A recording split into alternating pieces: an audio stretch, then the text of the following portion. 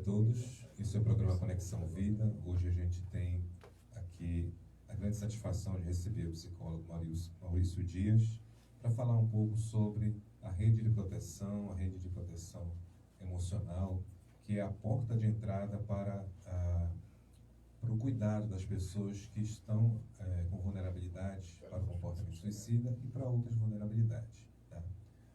O plano aqui nesse momento é discutir essa importância, partindo do princípio de que esse serviço, o plantão psicológico, foi estabelecido há 2 anos atrás no Hospital de Emergência e está ainda dando prosseguimento a esse tipo de serviço, né, esse cuidado emocional, na perspectiva do Hospital de Emergência. Né? E hoje a gente vai conversar com o Maurício Dias para entender um pouquinho melhor esse serviço num dispositivo de atenção à saúde, que é a Unidade Básica de Saúde. É uma experiência nova, tá, de cuidado com as pessoas, e o Maurício ele veio aqui trazer informações com relação a essa forma de atendimento. Né? Bom dia, Maurício. Olá, Washington. Bom dia. Isso. Bom dia ao público que também está nos assistindo. E realmente hoje é uma satisfação muito grande estar podendo participar do programa aqui e trazendo, né, esse serviço, falando um pouquinho mais do serviço e da importância que ele tem para a sociedade em geral.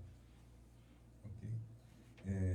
Como eu pontuei anteriormente, o número de pessoas que buscam o atendimento psicológico do Hospital de Emergência é muito alto. Né? Cheguei em outro momento aqui nos estúdios, em outro programa, nós chegamos a comentar que em 2020 quase 100 pessoas buscaram o serviço de psicologia do Hospital de Emergência foram atendidos pelo serviço de psicologia em função da tentativa de suicídio. Né? Então, só esse dado já dá importância, dá uma informação para a gente da importância do serviço para assistir as pessoas e como porta de entrada para a continuidade de uma assistência qualificada às pessoas que estão em sofrimento. Né? E a instalação de um serviço numa unidade básica de saúde é pensar essa forma de assistência numa outra lógica, não a da urgência de um hospital, do pronto-socorro, por exemplo, mas da urgência pessoal de cada um de buscar ajuda.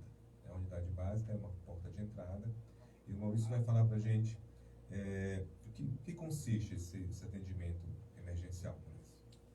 Então vamos lá, né? O atendimento psicológico emergencial ou plantão psicológico, a gente vai ouvir muito esse nome também, já funciona no Hospital de Emergência, já tem um tempo, e pela necessidade, né, das tentativas de suicídio, das ideações suicidas, percebeu-se a necessidade e o serviço ele foi implantado no Hospital de Emergência. Só que agora o serviço está sendo implantado na atenção básica, na atenção primária, porque compreende-se também que a atenção primária, como o próprio nome já diz, é a porta de entrada, onde as pessoas acabam buscando primeiramente, acabam tendo esse contato primeiro. E o que seria esse atendimento psicológico emergencial? É uma intervenção psicológica no momento em que a pessoa está em crise. A partir do momento, como a própria palavra já diz, emergencial. É a partir daquilo que emerge, daquilo que é emergente para a pessoa. E a partir da necessidade dela, ela vai buscar o atendimento. O atendimento psicológico emergencial como eu mencionei, no momento de crise. Não precisa ter aquele agendamento prévio, né? Você sentiu a necessidade e você vai e busca o serviço. E hoje, o município está implantando o atendimento emergencial. É uma proposta que já existe, porém, no município de Macapá, é uma proposta nova, uma proposta inovadora. Claro, por compreender a necessidade, o município hoje está implantando. E a gente percebe que existe uma demanda muito significativa.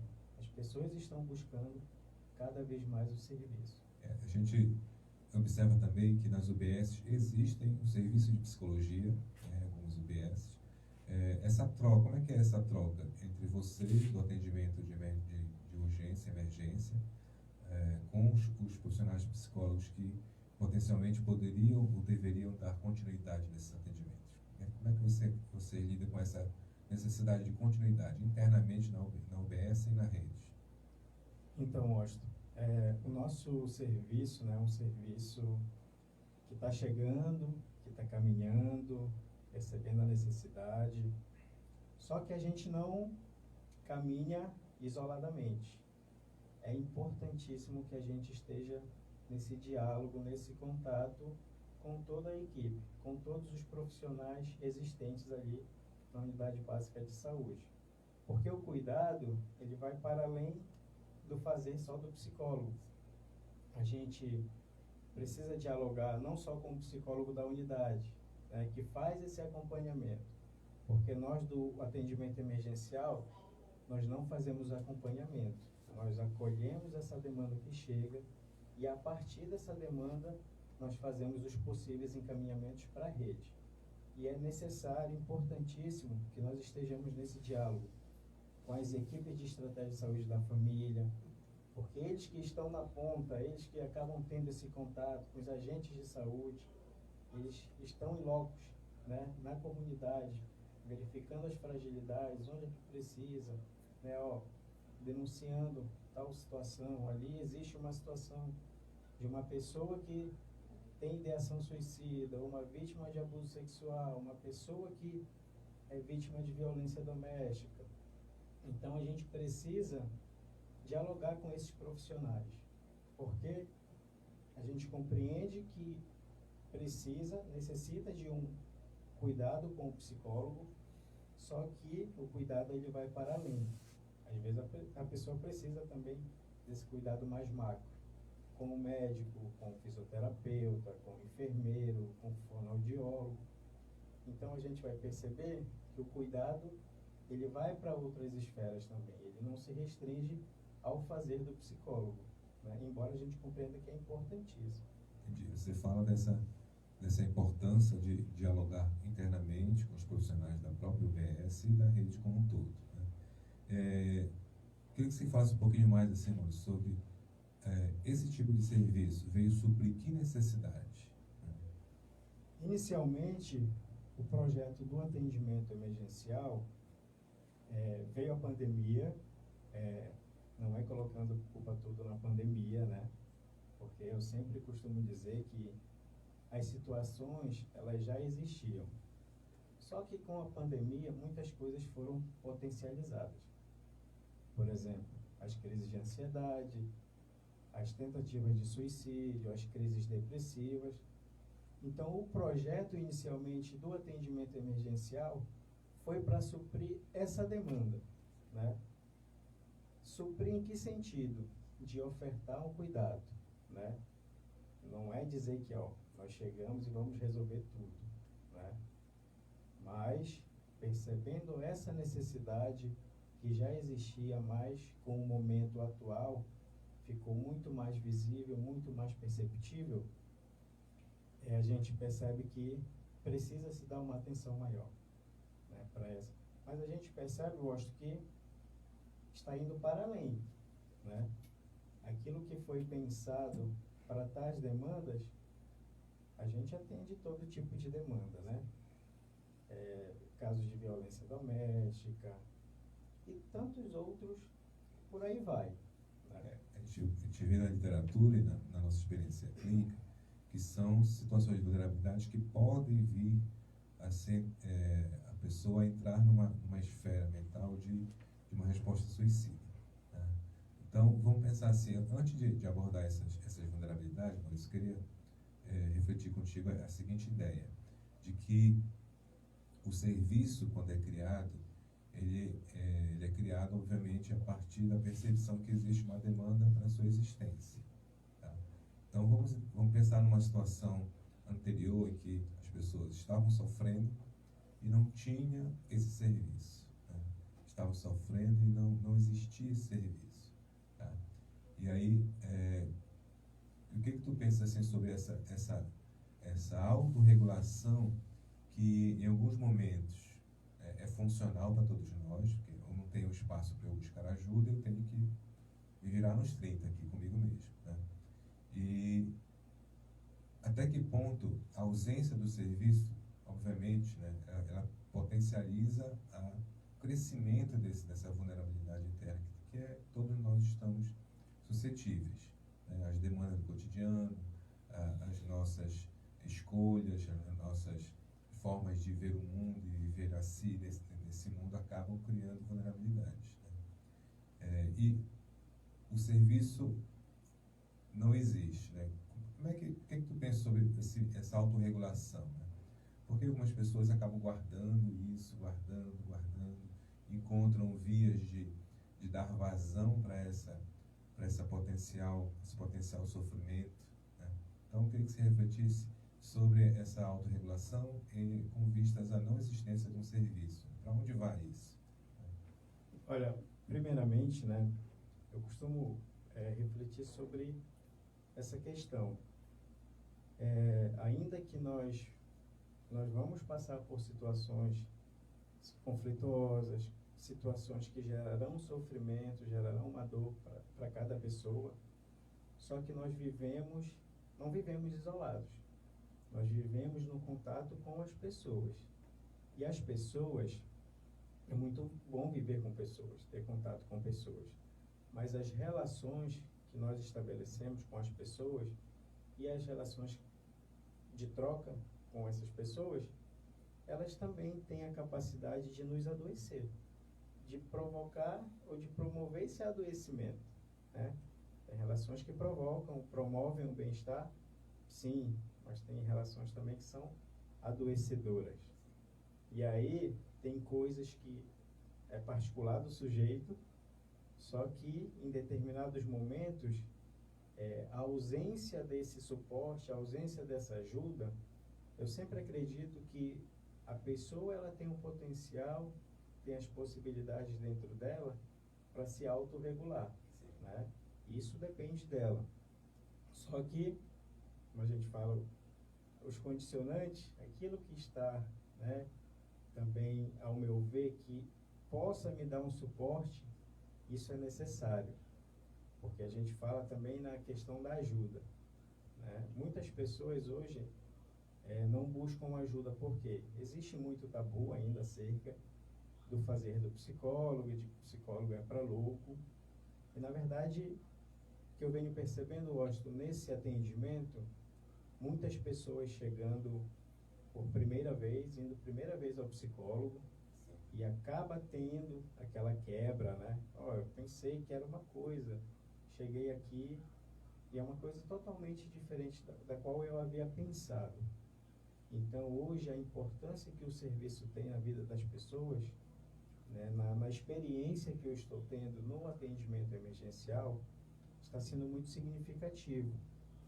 Porque como as pessoas têm um potencial, têm as possibilidades, têm os recursos necessários, só que o sofrimento naquele momento é tão intenso que as pessoas não conseguem visualizar de imediato. Então é necessário que naquele momento elas possam ter esse suporte. Eu tenho a quem recorrer, e a partir do momento em que eu vou recorrer, eu consigo ter o suporte, fica de uma certa forma mais fácil, entre aspas, caminhar com alguém que está ao meu lado. Isso, facilitando o processo de reconhecimento de si. Né? Aí eu volto um pouquinho mais a essa reflexão dessa autorregulação, que parece que o próprio contexto da modernidade, ela cria mecanismos para você se autorregular. Porque eu lembrei agora de algumas postagens que a gente vê, de frases, de ideias sobre condição mental, atmosfera mental de cada um de nós. Eu mesmo posto algumas vezes, né? E essa semana eu postei fiz uma postagem, uma amiga minha, Washington, tu estás tão reflexivo hoje. Eu estou lidando comigo mesmo aqui. Né? Então, observe que as redes sociais, ela tem essa importância também, de trazer à tona um espaço de reflexão, né? A rede social, obviamente, ela é multifacetada, mas a gente sente aproveitar, né, as frases, as ideias dos autores que a gente se afiniza, né, e aquilo que a gente lê das postagens de outras pessoas que acabam por mostrar um pouquinho a forma como bate na gente, né? A gente precisa estar atento a isso. Poxa, isso fez sentido para mim. Isso é uma autorregulação, no meu ver. Obviamente, ela acaba criando uma condição de continuidade com aquela vulnerabilidade. Eu não busquei ajuda ainda. Estou tendo outras formas de ajuda, mas em comparação com uma ajuda psicoterápica, mais na superfície aqui, né? Então, um exemplo, né? E aí tem os filmes, os livros, que acabam dando um sentido nessa perspectiva de eu continuar lidando com a minha vida, até chegar a um ponto, né, que a gente não consegue lidar, né? Aí lembrei agora de uma poesia na música do Chico Buarque, né, que ele fala, a música é Roda Viva. Eu cheguei até a usar ela em outros eventos, e me veio à mente agora. Ela fala assim: tem vezes que a gente se sente como quem partiu ou morreu, né? A gente estanca de repente, ou um mundo que cresceu. A gente quer ter voz ativa no nosso destino mandar, mas eis que chega a roda viva e carrega o destino para lá, né? Então, observe que é uma poesia que faz sentido para mim nessa perspectiva de entender a autorregulação, que chega a um ponto que ela não vai regular, né? E aí entra o nosso tema de hoje, desculpa, que é a gestão municipal, gestão estadual, criar dispositivos e divulgar esses dispositivos, fazer com que as pessoas conheçam a existência desses dispositivos, para que elas possam acessar esse cuidado, né? E encontrar novas formas, uma forma mais variável de acessar a si mesmo e cuidar-se, né? Então, queria que você pensasse um pouco sobre essa autorregulação e os mecanismos que a gente encontra para a autorregulação, que eu iniciei essa reflexão. Muito boa reflexão, né, Austin? Porque pensando aqui, e percebo que hoje nós vivemos numa sociedade, muitas pessoas chegam ao atendimento com aquela ideia de que eu tenho que ser forte, eu tenho que buscar porque eu preciso ser forte, pessoas precisam de mim, né? Então é posto isso para as pessoas, mas nós não aguentamos, né? Nós não temos estrutura suficiente para apanhar, né? E todo o tempo continuar ainda apanhando, né? E às vezes as pessoas têm clareza desse reconhecimento. Preciso mudar, mas a gente compreende também que o reconhecimento, ele é um passo importantíssimo, só que não é o suficiente. Você reconhece a mudança, mas existe um outro passo, que é você se engajar nesse processo de mudança. E acaba sendo compreensível quando muitas pessoas, a gente escuta muito, eu reconheço até que eu preciso mudar, mas eu não quero ainda. Por que não quer? Por um desejo dela? Sim, por um desejo. Mas esse desejo, vamos buscar o sentido dele, né? Eu não quero ainda porque eu vou entrar em contato com dores, vou entrar em contato com sofrimento. Talvez nesse momento, porque eu compreendo, acho que o atendimento, o suporte emergencial, né, do atendimento psicológico é importante, só que existem também outros fatores que acabam contribuindo. Por exemplo, uma pessoa busca o atendimento, é uma forma, é uma possibilidade de cuidado, ela está se permitindo entrar em contato. Só que, por exemplo, vamos pensar na lógica da família. A família também, ela pode estar adoecendo esse sujeito. E aí, por exemplo, o sujeito vai e cuida de si, só que ele acaba voltando para esse ambiente que é adoecedor, né? Que acaba depositando nele muitas expectativas, né? Ó, você tem que dar conta, você é forte. E não, a gente precisa dar vazão para esses sentimentos.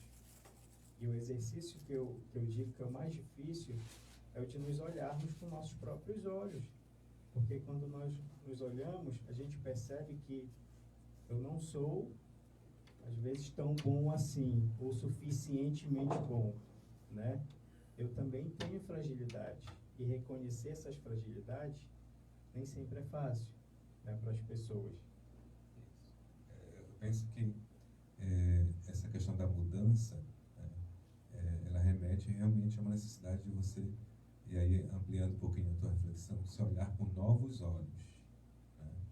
Quer dizer, se eu olhar com o mesmo olhar do agora, né, eu posso continuar na minha zona de conforto aqui, que é me autorregular, lidar com as minhas dores de uma forma específica.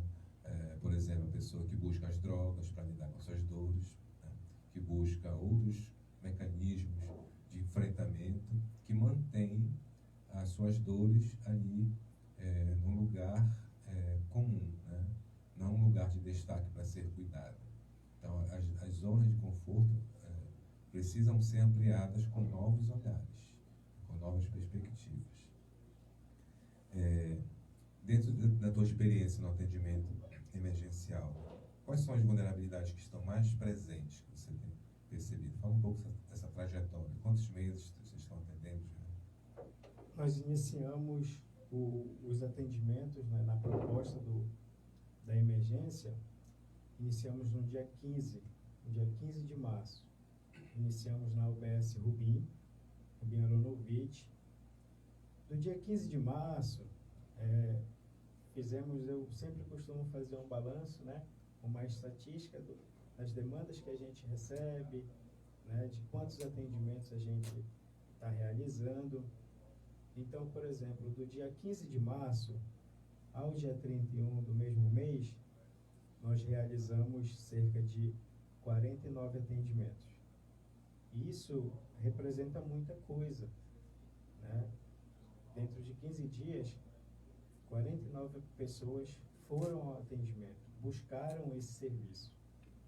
No mês de abril, cresceu absurdamente. Realizamos cerca de 91 atendimentos. E o mês de maio, que terminou ontem, ainda não fechei ainda a estatística, mas realizamos cerca de 80 atendimentos. Quais são as demandas que são chegadas até nós? Lidera, assim, numa escala absurda, as crises de ansiedade, né? Em função de quê essa ansiedade? A pandemia, problemas familiares associados ao isolamento? Como é que tu reflete isso?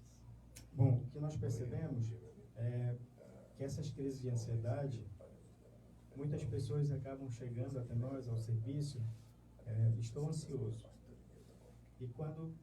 Mas estar ansioso é um sintoma. E a gente, vamos pensar para além desse sintoma. O que está querendo nos dizer? E aí, no contato, no atendimento com as pessoas, percebemos que tem muitas variantes presentes. Conflitos familiares, né? Relacionamentos conjugais, né? Por exemplo, a pandemia também veio, a questão do isolamento, né? Quero sair, não posso, né? Tenho que ter o cuidado com as pessoas que estão próximas a mim. Então, lidar com tudo isso não é muito fácil, né? Como pensando na questão da autorregulação, até um certo ponto, isso depende de mim. Mas pensando numa outra perspectiva, também depende de outras possibilidades que eu preciso, né? Fazendo uma metáfora com essa afirmação que você colocou, quero sair, não posso, ok, mas por que não quero ficar? O que eu busco lá fora algo que pode estar aqui em casa acontecendo me faz querer sair? Não está querendo polarizar, né? Toda vez que eu quero sair de casa para me divertir, eu estou querendo me esquivar de algo, fugir de algo. Mas é importante, como você colocou, pensar o sentido que está na ansiedade, o que está por trás, entre aspas, da ansiedade. E pensando até na lógica do suicídio, a literatura coloca que a pessoa que projeta no suicídio, o projeto suicídio, é porque aí ela ainda não conseguiu visualizar na vida essas possibilidades. Logo, a pessoa não deseja morrer, não quer a morte, mas quer viver uma outra vida que ela acaba visualizando rica de possibilidades, rica de que ela pode fazer aquilo que ela quer no momento e ainda não consegue. Ela tem potencial? Tem, mas naquele momento também ela está fragilizada. E é importante que nesse momento haja esse reconhecimento, mas esse reconhecimento também nem sempre é assim, eu reconheci. Não, é um processo também. Mas o importante é que nós possamos ela possa ter esse suporte, essa rede a qual ela possa acessar. E aí eu acho, abrindo mais um parêntese, uma palavra assim que a gente acaba utilizando bastante, mas será que a gente acaba promovendo isso, que é o acolhimento, né? A Política Nacional de Humanização até coloca que o acolhimento ele é a base, né? O que seria esse acolher?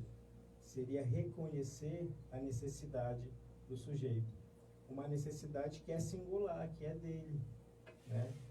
E a partir dessa necessidade, e essa necessidade que ele chega, essa demanda que é chegada até nós, que as equipes elas possam dialogar. Equipes, serviços, equipes, usuário. Porque é a partir da demanda do usuário, não é uma demanda que é nossa. Nós estamos lá para acolher, né? E sair um pouquinho dos protocolos técnicos, né? Na verdade, eu acho que eu penso que o acolhimento nessa perspectiva do olhar pelo olhar do outro é também um protocolo, né, na psicologia. Você tem que acolher, né? Então, eu quero dizer, sair do protocolo, aquele protocolo técnico, da entrevista fechada, né, nesse sentido, que a gente precisa refletir também. Vocês estão já desde março, mas que desafios tu achas que o atendimento emergencial precisa suprir, né? Quais são esse olhar sobre o serviço? De que maneira a gestão municipal pode começar a se debruçar sobre essa via de cuidado para tentar potencializar algumas fragilidades? Olha, os desafios eles são muitos, né? A gente compreende que o atendimento emergencial ele é importantíssimo e nessa troca que hoje nós estamos na UBS Marabás, por conta da UBS Rubim virar referência para a Covid, então acabamos sendo remanejados. E isso foi muito bom, porque nós percebemos o quanto a comunidade do Mar Abaixo estava desassistida nesse sentido, do cuidado mesmo, e que precisa bastante. E os desafios que a gente está no início ainda, mas a gente espera que o atendimento emergencial ele seja implantado nas demais UBSs, né? E isso é um desafio que eu acho que percebo que é muito grande, mas também é muito importante, né? Para dar para essas pessoas, né? Para promover essas pessoas, essas possibilidades, né? Então, hoje, por exemplo, a localização do Mar Abaixo não é uma das mais acessíveis, né? Compreendemos. Hoje, nos atendimentos, a gente percebe que as pessoas que estão buscando o serviço são pessoas da Zona Oeste, particularmente do Mar Abaixo. Isso é uma que a gente percebeu bastante. 100% dos atendimentos, cerca de 85, 90% são do bairro, né? Uma vez ou outra acaba vindo do Coração, acaba vindo de Santana, mas são bairros próximos, né? Mas dificilmente a gente tem uma pessoa buscando serviço do Infraero 2, do Brasil Novo. Quando vocês estavam lá no Rubi, existia essa caracterização? As pessoas próximas buscavam serviço ou percebia lá pessoas de outros bairros de maneira mais frequente? É bem interessante que as pessoas próximas não buscavam quase o serviço, né? Pessoas de outros bairros mesmo até de outras localidades, como por exemplo do Bailique, né? Chegamos a atender pessoas vindas do Bailique, Macapaba, né? E a gente pode perceber que o quanto o serviço ele acaba tendo uma proporção significativa para as pessoas, porque as pessoas quando chegam até nós, elas até falam, poxa, mas é muito distante ter que vir aqui, mas eu venho porque é importante para mim, e eu sei que aqui eu vou ser acolhido, assim, no momento que eu chegar. Isso. O fortalecimento desse tipo de serviço acaba mostrando muitas questões, né? Como a gente está dialogando aqui com o Maurício, que pela via da UBS, a tendência é que as pessoas daquele distrito, daquele território sejam assistidas com mais frequência, né? Mas, por outro lado, o serviço, quando foi colocado lá no Rubim, a maioria das pessoas eram de outros bairros, de outras localidades. Então, é bem diversificado esse perfil, com uma tendência a ficar restrito ao território que a UES está localizada. Nós temos um projeto, o AMBAX tem um projeto com o Ministério Público que chama Atuação pela Vida, que faz também de maneira itinerante nas escolas de alguns bairros a escuta psicológica especializada para fazer essa porta de entrada para dar continuidade nos serviços, nos polos de atendimento individual e em grupo do AMBAX. E tem uma situação que ocorreu que me chama a atenção, que uma pessoa veio de um bairro distante, lá para o Pacoval, de bicicleta, ele viu na televisão a notícia que o serviço ia ser realizado, ele veio de bicicleta cedo, ficou amanhã, foi assistido, foi escutado, ficou amanhã lá, convivendo conosco, interagindo, tá, né, mostrando, pelo menos para mim, que ali é um espaço de acolhimento. Enquanto a gente precisa ser acolhido, quando essas situações ocorrem, se a gente está disposto a fazer conexão, né, vínculos com o nosso próprio cuidado, a gente vai, com certeza, usufruir dessa condição, né? E aí tu colocas como desafio essa necessidade de, aos poucos, a gestão municipal começar a criar serviços semelhantes nas outras UBSs. Obviamente, isso envolve um olhar da gestão para a saúde mental dos seus munícipes, né? Envolve, obviamente, a estruturação com profissionais, com psicólogos, para tentar viabilizar essa porta de entrada. E quando se cria essa porta de entrada, obviamente a gente percebe que é necessidade de continuidade, né? Eu vejo que cabe aí um olhar bem afetuoso da gestão municipal de criar o serviço da porta de entrada e criar também condições para que haja continuidade desse tipo de cuidado. A gente está refletindo aqui de maneira geral, mas tu percebes na tua experiência do modelo a criança indo, o adolescente indo ao cuidado? Sim, já atendemos, por exemplo, a menor idade que já chegamos a atender foi uma criança de 3 anos, né? É óbvio que na UBS a gente acaba não tendo aquele suporte, por exemplo, que a criança necessita. Lúdico, né? Isso. A criança, ela se expressa através do lúdico, através da brincadeira. Então, acaba que a UBS é um lugar de acolhimento, de cuidado, mas para a criança acaba sendo hostil nesse sentido, né? Então, e aí, pela tua fala, e aí refletindo aqui também, que acaba sendo um desafio essa articulação da rede com as outras instituições. É um desafio, né, um desafio muito significativo, porque nós precisamos também dar continuidade, precisamos encaminhar essa pessoa que chega até nós. Nós do atendimento emergencial, como eu mencionei anteriormente, a gente acolhe a demanda, só que em determinados momentos a gente acaba até quebrando o protocolo, porque tem a questão da vinculação. As pessoas acabam vinculando com os profissionais. Mas é importante esse encaminhamento para a rede. E, por exemplo, essa criança de 3 anos que atendemos, fora outras crianças, adolescentes, nós temos encaminhado bastante para o CAPS, para o CAPS-I. E nós acabamos tendo um retorno muito positivo com relação aos encaminhamentos. As pessoas que conseguem a marcação de consulta com os profissionais, são atendidas mesmo. Então, eu sempre busco também estar nesse contato, porque ainda que seja a proposta de atendimento emergencial, só que a gente não acaba ali. Enquanto estiver emergindo para a pessoa, ela vai buscar o serviço. Então, eu sempre costumo, volte aqui para me dar um retorno, se conseguiu, se não conseguiu, né? Se não conseguiu lá, a gente vai tentar viabilizar outras maneiras, outras formas.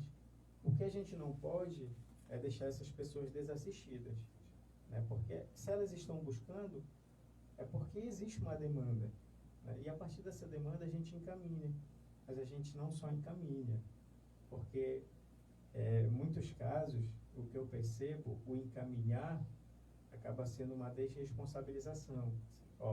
Estou encaminhando, não é mais meu.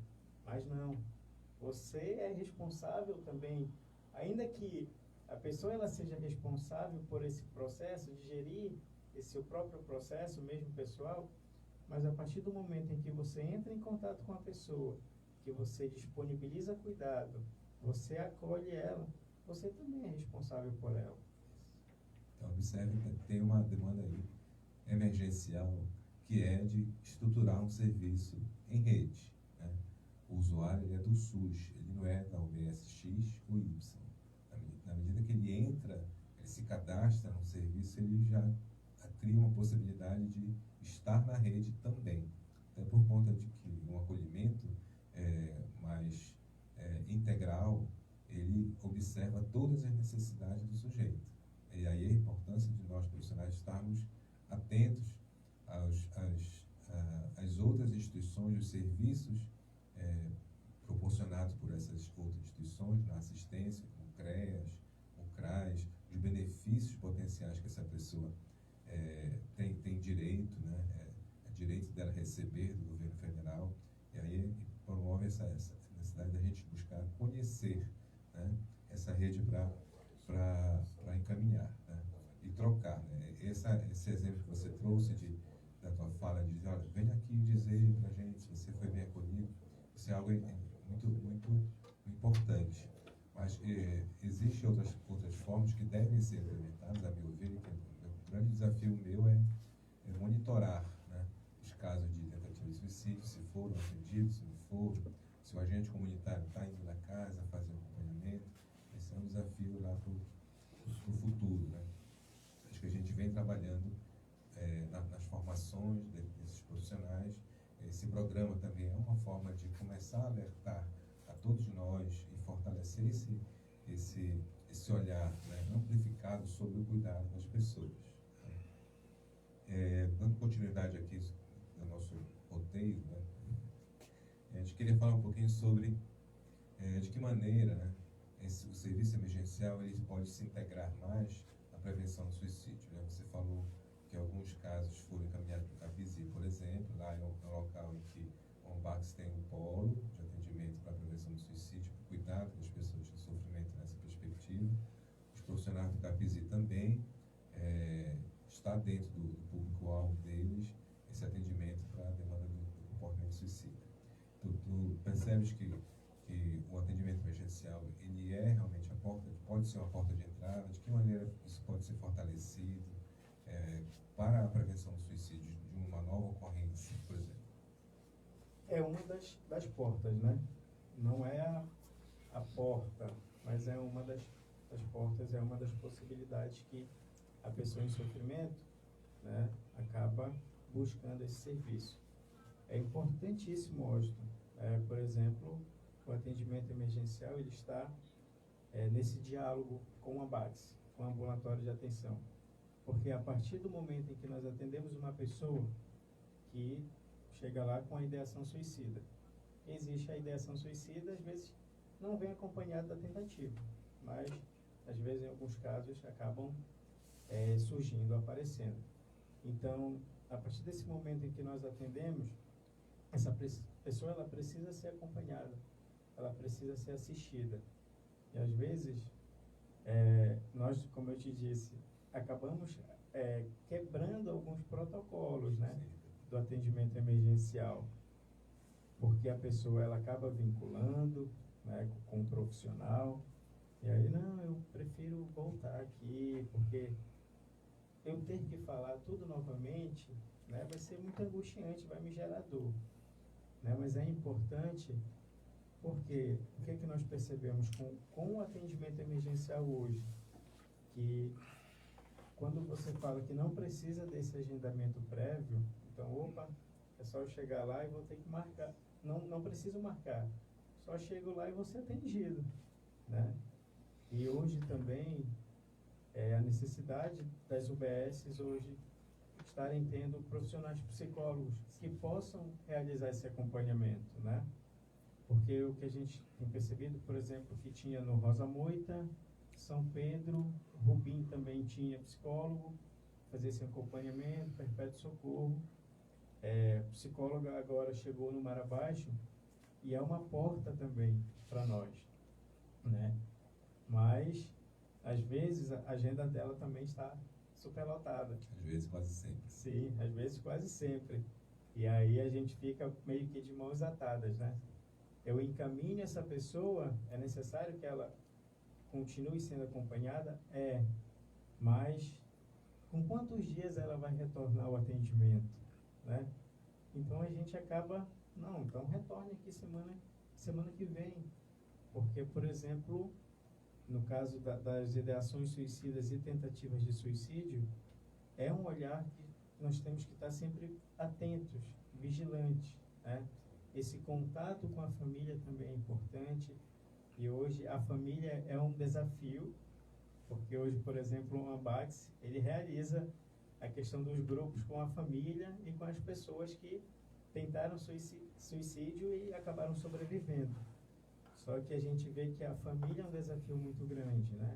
Porque, por exemplo, a família, em muitos casos, acaba não reconhecendo isso. De que eu sou, mas o que falta para essa pessoa, né? Lá em casa, por exemplo, ele tem tudo, né? Em tese não deveria sofrer, não deveria estar nessa situação, nessa condição. Não sei o que está acontecendo. E será que tem um afeto? Tem o carinho por trás disso? As coisas materiais não seriam apenas para tentar estancar ali uma ferida que vai chegar em um momento em que ela vai ser exposta novamente, né?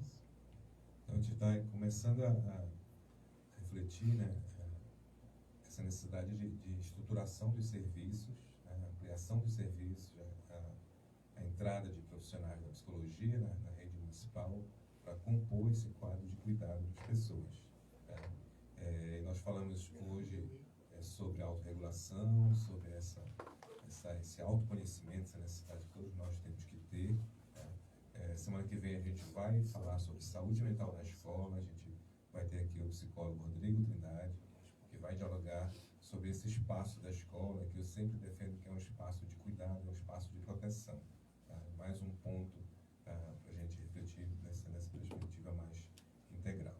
Nós falamos hoje sobre a autorregulação e queríamos finalizar assim, o nosso encontro de hoje, falar sobre essa questão das vulnerabilidades ao longo da existência humana, né?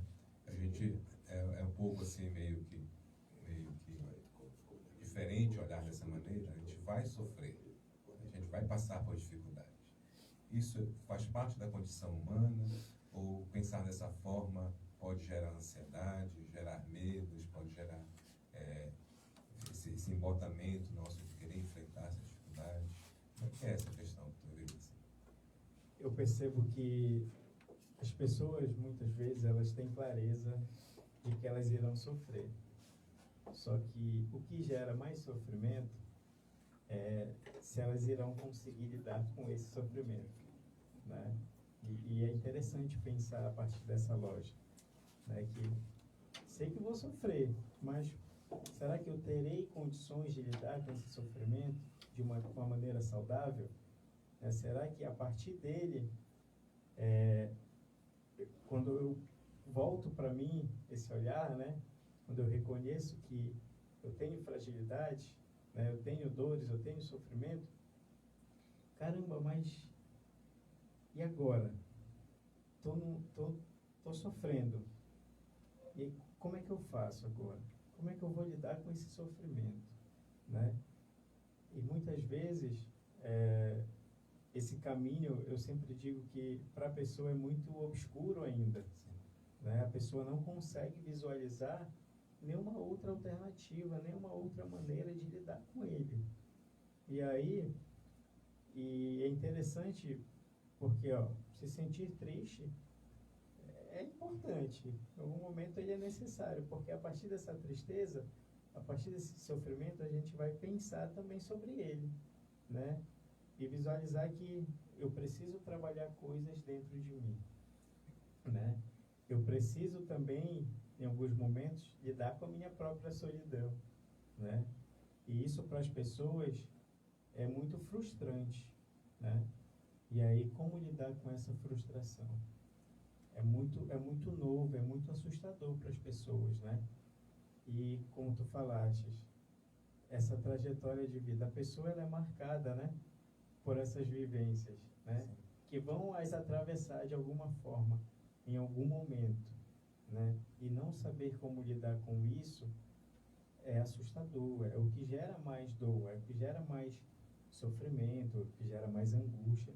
Mas eu costumo dizer que são dores que são necessárias, né, para esse crescimento pessoal, esse crescimento que depende da própria pessoa.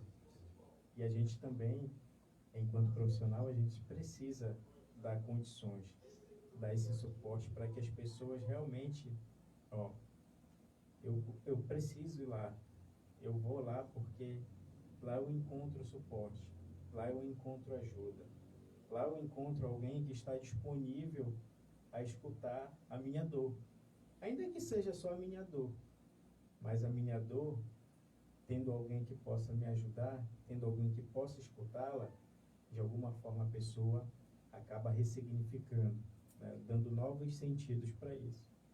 E até a proposta do acolhimento, retornando novamente, o Amatuzzi mesmo, o estudioso já diz, né, que o primeiro ponto é você acolher com simpatia. Em tese, acolher já significaria simpatia, né? Mas ele diz que é possível acolher de má vontade, né? Às vezes, aquela formalidade, a formalidade em alguns casos ela é importante, mas nem sempre é, né? A gente atendendo, por exemplo, no Marabás, é um público mesmo que é da base, né? Pessoas que vivem em situações de vulnerabilidade mesmo, e que necessitam e que acabam buscando esse serviço.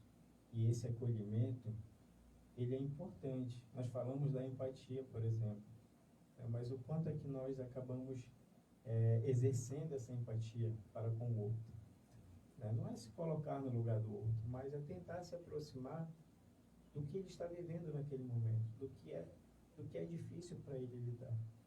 E nem sempre, como o Amatuzzi coloca, a gente vai dizer uma palavra que faça pensar, né? Eventualmente a gente vai dizer. Às vezes as pessoas só querem ser escutadas, acolhidas. E a partir do momento em que elas são acolhidas, elas conseguem visualizar novos horizontes, né? Novas possibilidades de mudança. Bem, a gente conversa, reflete, acaba abrindo links com outros temas, né? Que a gente ficaria horas conversando. Eu queria te agradecer, Maurício, pela tua participação aqui no programa Conexão Vida dessa terça. Que você mandasse aí o seu alô para todos, suas últimas considerações. Eu queria agradecer o Washington pelo convite, né, mais uma vez, de estar participando. É importantíssimo que o programa ele continue, né, nas terças-feiras. É um espaço de diálogo e a partir do momento em que a gente abre esse espaço, muitas coisas acabam surgindo, né? Muitos questionamentos, né? Muitos debates acerca do tema, né? Não só do suicídio, porque o suicídio ele acaba sendo o sintoma, a expressão daquilo que eu estou sentindo por trás, né? Então, é importante que a gente possa estar abrindo outros espaços também. É importante que nós possamos pensar na articulação da rede, pensar nesse serviço como uma maneira de ser expandido a outras unidades, né, de saúde, para que eles possam ficar cada vez mais acessíveis à população. E reforçar também que o nosso serviço, atendimento emergencial, nós estamos atendendo no Mar Abaixo, de segunda a sexta-feira, no horário de funcionamento da UBS. A UBS funciona de 7 à meia-noite. Então, você que sente a necessidade de buscar uma ajuda, sempre digo, não se acanhe não, né? Você pode estar indo até nós, temos psicólogos que estão de plantão nos 3 turnos. Você chegando lá, você com certeza será acolhido, né? De 7 à meia-noite. Não precisa de agendamento prévio, é só chegar lá e nos procurar. Beleza. Muito obrigado, Maurício. Reforçando, a próxima terça, nós estaremos aqui com Conexão Vida, reforçando também, convidando os empresários da cidade que queiram ajudar nessa obra do IJOMA, com cestas básicas como material de construção, ou a gente forma também o Pix do IJOMA, que é o 119-382-50-106, para que as pessoas possam, os empresários, as pessoas que têm condições, possam contribuir com doações para fortalecer o trabalho do IJOMA, o trabalho de cuidado com as pessoas também. Tá? A gente agradece a audiência de todos, agradece a todos que participaram aqui do nosso programa. E na próxima terça a gente está de volta aqui com o Conexão Vida para falar de proteção das pessoas.